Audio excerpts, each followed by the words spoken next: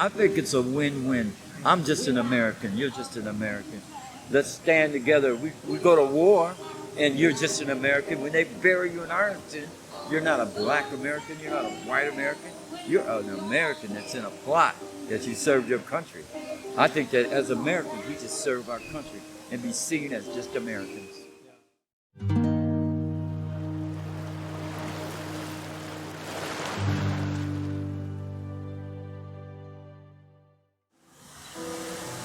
All right. Well, thanks for sitting down with me. Appreciate it. Thank you. First of all, what's your name? My name is Donald. Donald? Yep. Donald. My name's Donald. Yes, sir. All right. And so, Donald, have you ever been to the Lunch in the Square event No, before? I've only been in Fort Wayne for about 6 months, but I've been in Indiana Okay. for over 25 years. Gotcha. I lived in Muncie. Okay. Are you originally from Muncie, or you No, just? I'm originally from Wisconsin. Oh, okay. Where are you The from? infamous in Wisconsin? Kenosha. Oh, Wisconsin. Kenosha, Wisconsin. All right. Yeah. Cool. Well, welcome. Which is really interesting because I've seen the transition growing up in the 60s and the Civil Rights Movement, and just being very grateful to my parents and what my dad went through, having to deal with what he dealt with, being an honorably discharged soldier from the Korean War, came back to Arkansas and was not able to vote, got involved with riots and fought a war to bring independence, and didn't even have it in America at that time, to where he left one battlefield to another battlefield. Yeah. But I guess that's not my controversy. My controversy is, what's going on? Why is there an issue of race still in this country at the level that it is? And it bothers me because now my grandchildren are faced with some of the same hurdles and pits that I've seen and thought we had rose above it. And I don't know what the deal is, other than the fact that being an American, why does race even have to be an issue anymore? Okay. Why can't I just be an American? When I go to Arlington Cemetery, it's not going to say what race those soldiers that gave their life for this country are, but we have to be so decisive and so, involved with the race issue now instead of just being American. In Cuba and other places, if I'm in Mexico, I'm just a Mexican. But if I'm in America, I'm a black American. I'm African American. So many names from us. I was colored. I was a Negro. I was even worse than that. And I just think that it's crazy that we continue to label each other who are Americans, and it's just to be male and female. Now we got non-binary and everything else. But that be our identity. Let's not go with race anymore because race is what allowed people to be targeted for slavery because of the color of their skin.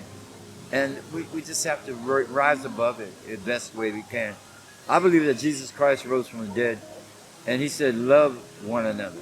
He said, we're made in his image. And so you being white, me being black, we're still made with the understanding that we have one God. And I shouldn't judge you by the color of your skin or by the things that make you different. I should embrace the things that make you different, because that gives me more knowledge of how to interact with other people. Just knowing that. Right. So you haven't been through what I've been through, but you can learn how to relate to me, how to respect me. And I can do the same. And it would just change the whole narrative. Okay. So I'm hearing a lot. So what which is fine, which is great. So thanks for sharing all that. I appreciate it. What I'd like to do is kind of pick out one particular thing. It could have been one of those things that you said that is something that you believe is true, and focus on that. So a few things that I heard you say, and please correct me if I get anything wrong, okay?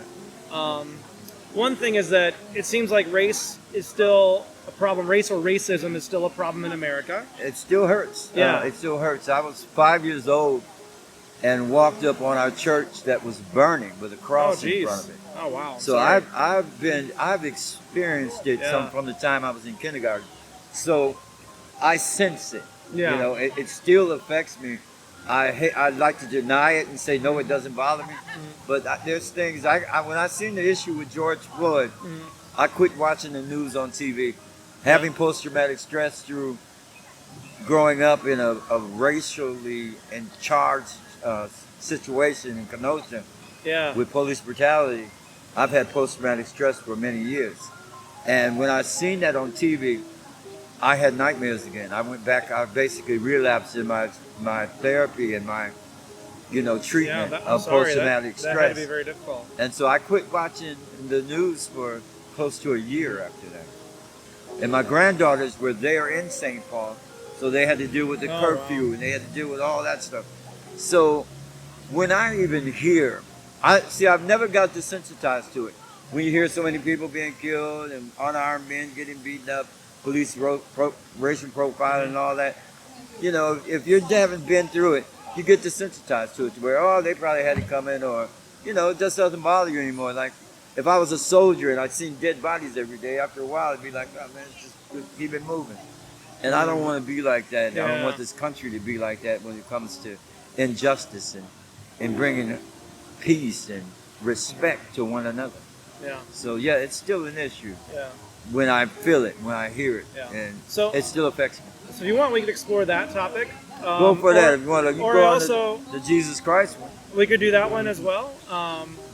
Or we could talk about, you were talking about maybe we shouldn't use racial terms anymore. Right. That just could be a male, female, non-binary, whatever. American. Yeah. Period. So it's really, I don't want to choose what specific topic we want to explore.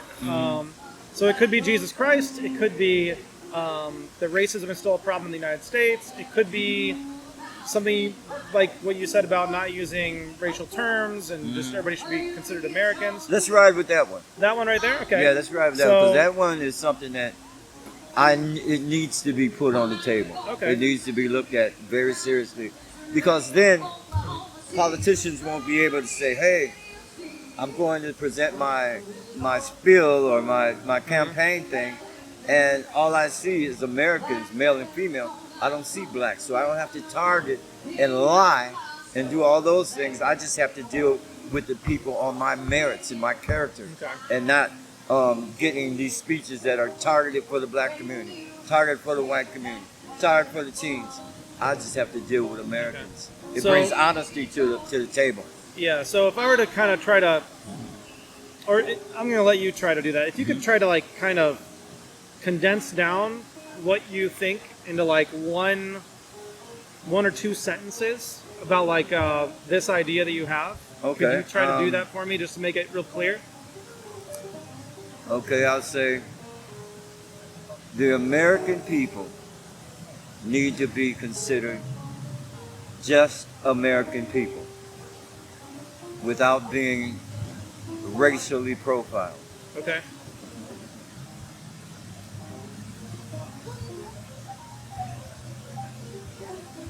All right, and then by their sexes. Okay, just American people without any sort of racial descriptors or something like that, right? Without any racial descriptors. Okay. And so just American. And so when you're saying this, do you mean just kind of in a social way, like how we talk about each other, or do you also mean for example, in the political? Okay. I mean in the political settings, in the census settings, where. Yeah, that was a question I was going to ask.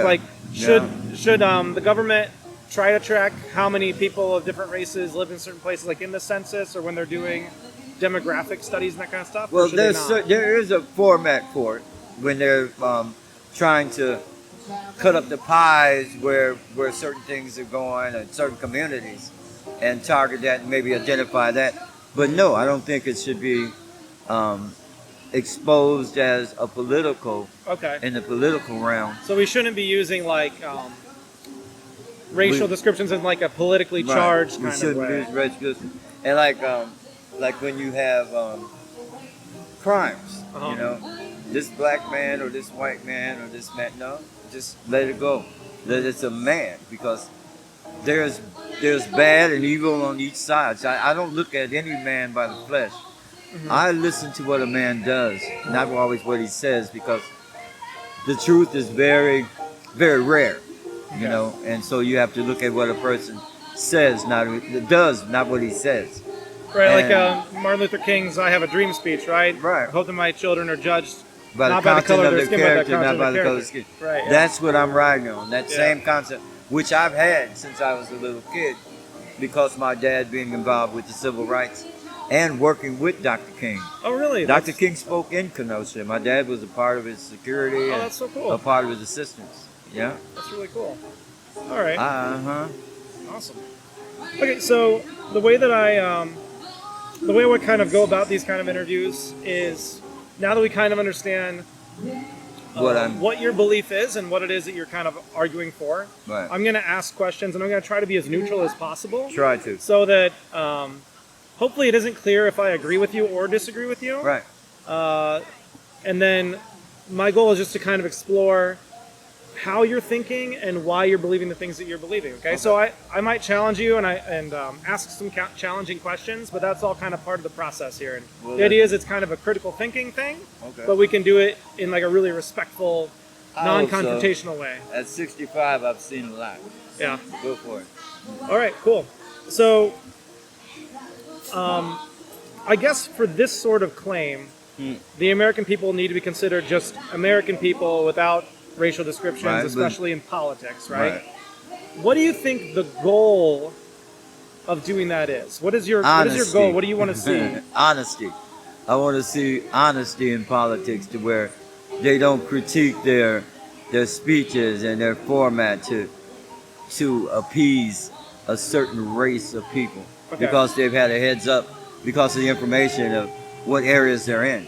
The rich, poor, socioeconomic, the whole thing, to where you're just dealing with Americans, to where whatever plan you have, whatever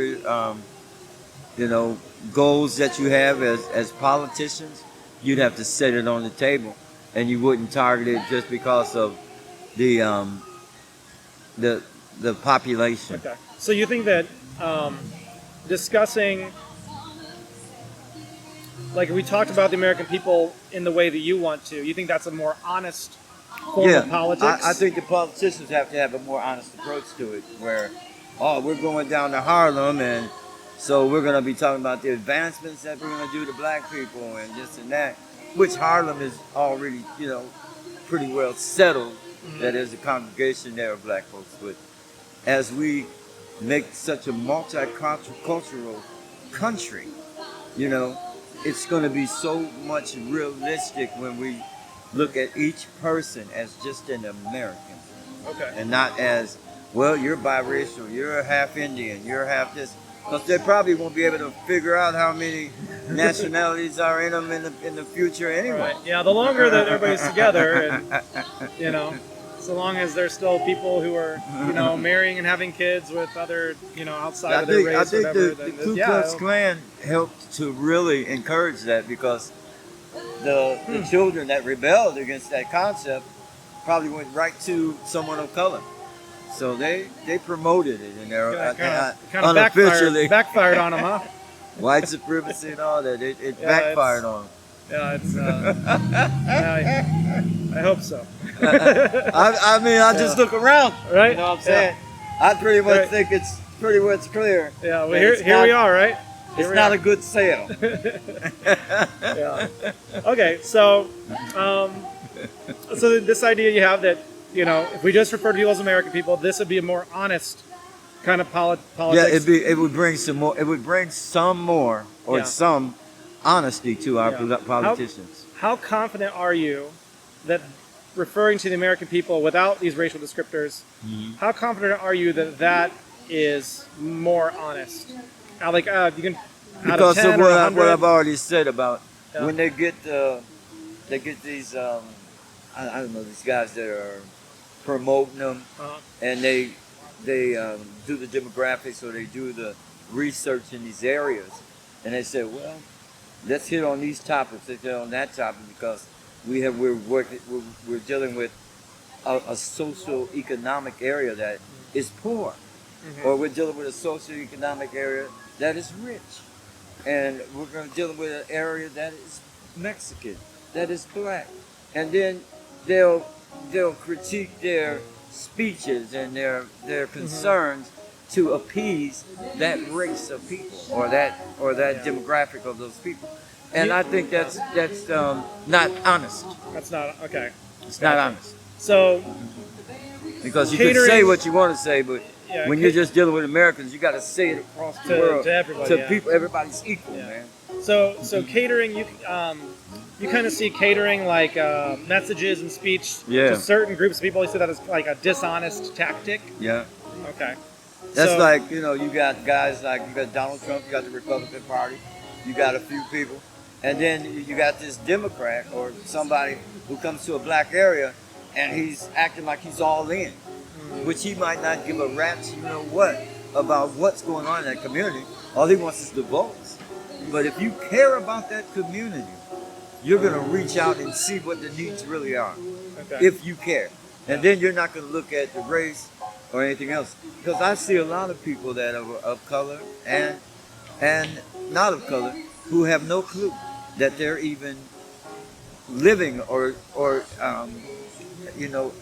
showing a racist mindset. Not even know it, because they came up a certain way, or they don't even know what racial sensitivity is, because they don't even know they're offending people, because they haven't had to deal with it. They haven't been a part of that community. You got politicians that have never seen somebody poor, strung out on drugs, or anything. Never had to give a care about somebody who was hurting in this country. Now he's a politician. He's to serve the people. And how are you going to serve the people if you don't know what the needs are? If you haven't hands-on help somebody who fell down in the street, or seen the aftermath of somebody being 17 and going to prison for 12 years and coming back on these streets when it's been like the Jetsons. It's turned into a whole different world. Yeah. And how to reconnect them to society or just discard them.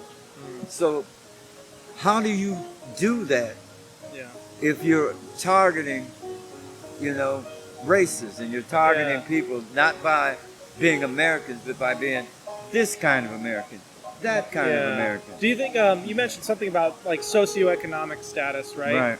And so people of different socioeconomic status, would you agree that they have different problems, right? Oh, yes. Yeah, so I hear you saying that I can't pay my phone bill. I'm not going to be in the line of guys that don't even worry about it. It comes right out my bank account. Yeah. But you got people that can't do it. They're struggling. There's other things, mental illness, things like that. Do you think focusing more on those sorts of things, like you mentioned, focusing on understanding the real problems that people face, do you think focusing more on that and like socioeconomic problems, do you think that's a more honest version of politics? Would that be more honest than focusing on race? I think you can't focus on one without the other. Okay. I think they override each other because of the different places that you got advancements in certain areas and you got disadvantages in certain areas. So it's there. For example, if you have like a really wealthy black man, right, who's just as racist as a wealthy white man. Are his problems going to be, similar to like a really, really poor? Does he have more in common with like a really poor black man, or does he have more in common with a really wealthy white man? Right? He has more in common with that. I mean, you have to look at his issue is going to be taxes and how he can continue to have his money, be generated properly in business and wise investments. He's going to look at things a little different. But if he has compassion, he's still going to feel a certain allegiance to reach out socially. Yeah. I mean, just being an American who loves this country, as they say, even though they're extremely rich, he may have some sensitivity about how to assist people in his position of being wealthy. Mm-hmm. Okay. Not trying to take it to the grave with him. Right. You can't spend it there. Right. They think they can, some of them. All right, so let me kind of try to repeat back what I'm hearing that your belief is and some of the details, and make sure that I'm understanding you properly. Okay. And then you let me know if I get anything wrong, okay? Go for it. All right, because I just want to make sure we're always on the same page. I got a little time left, my friend. Okay, well, in that case, we can wrap it up pretty quickly, okay? If you've only got a few more minutes. Mm-hmm. So what I'm hearing you say is that we need to just refer to the American people as the American people in politics and not focus so much on race. Right. And partially that's because that's a dishonest way of doing politics, where politicians will twist their messages to try to get votes, to appease the crowds, or whereas to appease the they might not even really care about the problems that group has. Right.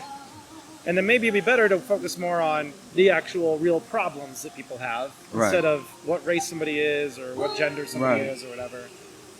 And that would be a much more honest version of politics, right? Mm-hmm. And you feel pretty confident in this? I feel pretty confident in that. I feel that I'm not the only one that feels this way. Yeah. Because if you grew up in my era, you'd be tired. Yeah. You'd be tired of it. Tired of everybody saying, this black, this and that. To where I don't agree with a lot of black people. Some of them are just as crazy as if I let a doggone rabid dog run out here.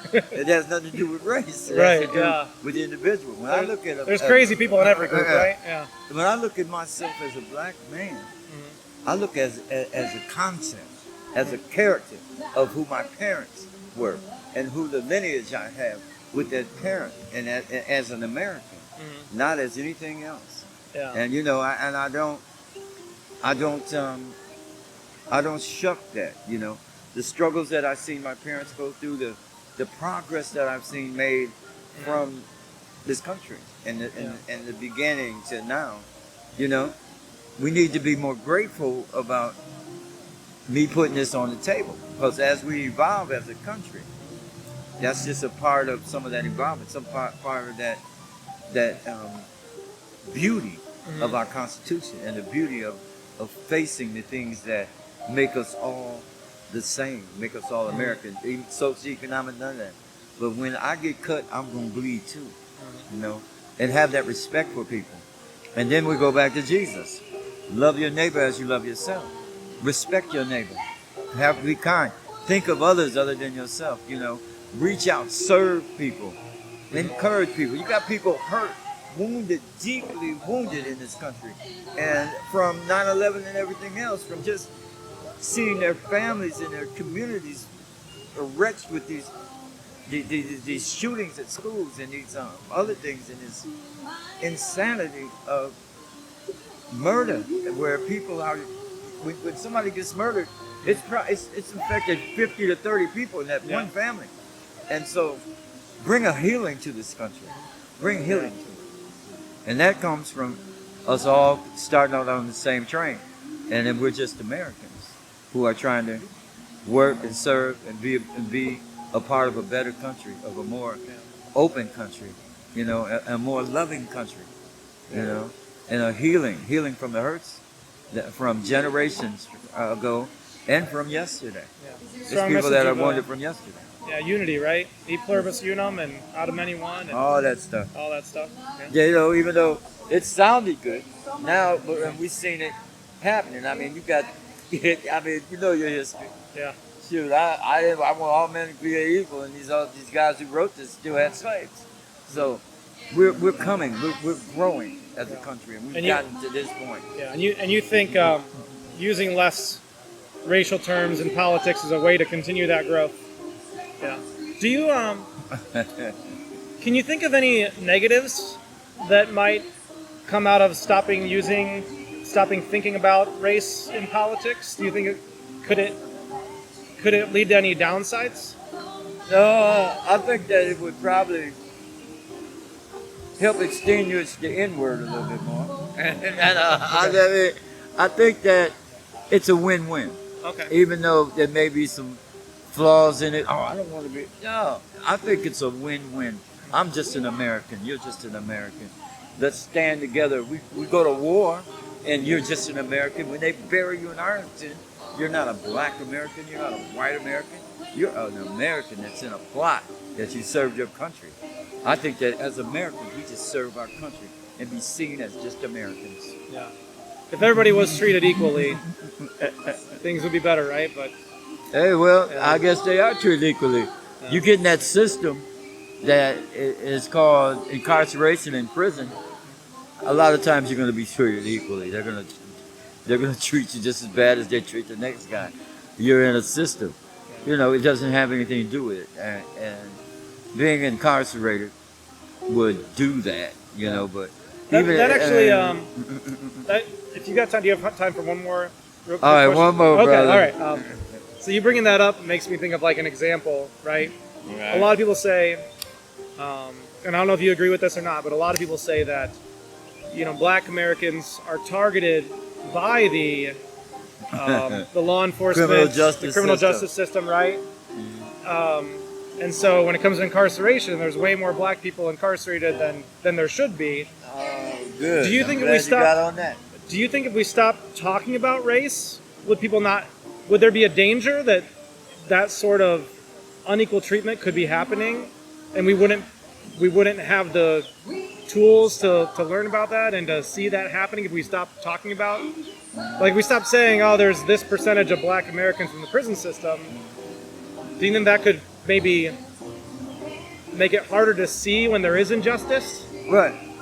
Okay. This is what I see in that is that we do have a uncolored blind justice system, because the facts do say that Black men that get the same crime get more time than a person of color. I'm a person that is, white is still a color to me, but not as you look at it I understand as that, a painter. Yeah. But you get red when the sun gets too hot. But the thing is, as far as that whole concept, that's going to make it look like this. I've actually believed when you go into a courtroom, you actually should be blindfolded. I believe justice should be blind, because a lot of times when they're seeing that you're in a period, to even allow a court of not your peers, which is, I think that when it comes to that, I do think there should be some exposure. Is this man in my same economic situation? Are these people in my socioeconomic situation? Getting them like that. Okay. And whatever that is, instead of just, throwing people to the dogs, basically. But the thing is that our criminal justice system, when they see that person, that's when because of all the racial media and all the racial, things that come up to this point, Yeah. and all the bad publicity, and they'll take a bad publicity before they'll take a Black guy that's perfectly achieving things in life. They'll say, oh, let's target on this guy who killed his sister, instead of saying let's take a thing on this guy that rose up above some of his challenges physically, mentally, and whatever. But we crave the negativity when it comes to men of color, and that has affected our criminal justice system. Yeah. Just like at the Jim Crow times, Birth of a Nation, when it came out, and they put in this hideous thing about a Black man raping a white woman, and they justified lynching in this country for decades.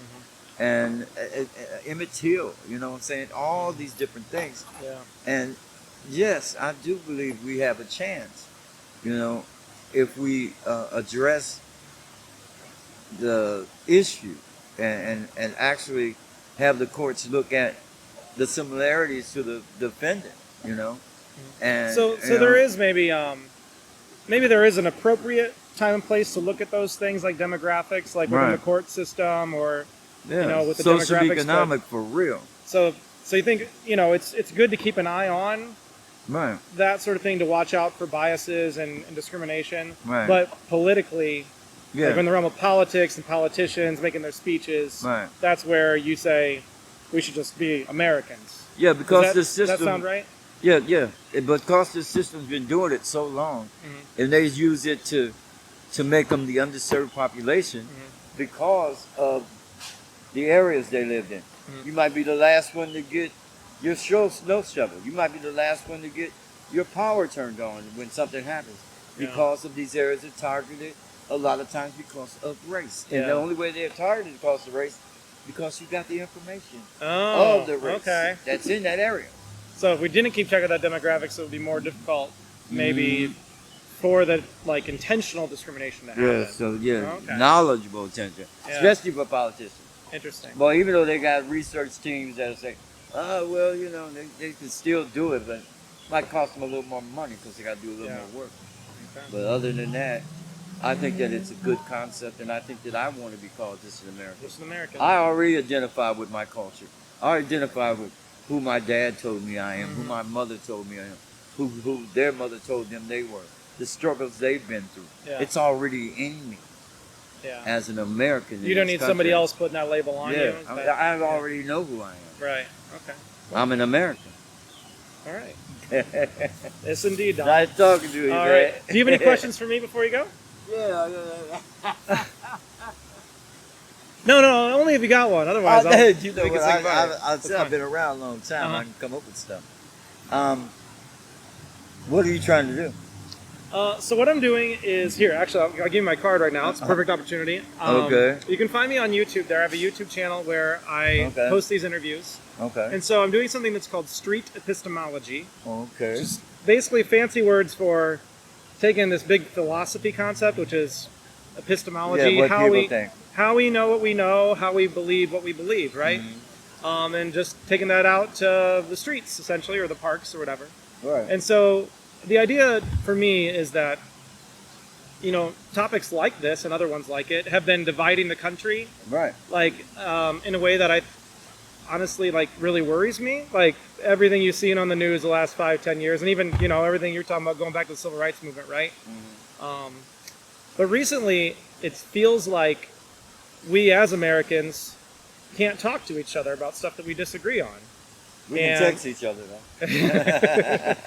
Yeah, it seems like, especially when people disagree about something, they won't even listen to each other, and they won't even, they can't have like a civil, cordial conversation about it. And so what I'm doing is trying to model how to have like a civil conversation where we listen to each other, but we can still talk about things that are difficult. And so I'm trying to model that and be an example of that. And by putting the interviews on YouTube, I hope that I can kind of teach other people how they can do that. Yeah, let's share together. Because like I said, I come from a civil rights background where they did that. I wasn't burning houses down. I wasn't doing that. My dad, we marched, and from a little kid, I marched with him. And he would march us in a restaurant and march us right out. I didn't even know you're supposed to eat at them. We marched out of so many of them. Oh my! But I knew that was the way that he wanted to do it, because he believed in nonviolent protest. Right. But as a young kid, I believed in the other way, until I was able to mature enough to understand it. Yeah, younger people tend to think more like that, don't they? Yeah. So. Oh yeah, I didn't believe in that at one time. Gotcha. And so I was grateful to my parents who showed me that. And Dr. King was really, I remember the day he was killed. It seemed like a dark cloud. I was a little kid and I felt it. My mother and father didn't let us go to school that day, and it was a darkness across the city. And I respect that. Even John Kennedy, I remember when he was killed. And it was a darkness. I felt it, and that's what I am as an American. I feel when people hurt, and I want to be a part of the healing of America, not the continual, tragedy of America. I want to look at two men looked out the window. One looked up, one looked down. One guy seen garbage and just filth. The other man seen trees and birds flying in the air and rainbows. So I want to have that look about the future of America. All right. Donald, hey, thanks so much for the conversation. This was great. I really appreciate it. Keep on keeping on, man. Yeah. Hey, I'm going to check your time. All right. Cool. You might see this on here in the next few weeks. I usually post on Fridays. It could be next week, could be a week later. I don't know. We'll see. Thank you so much.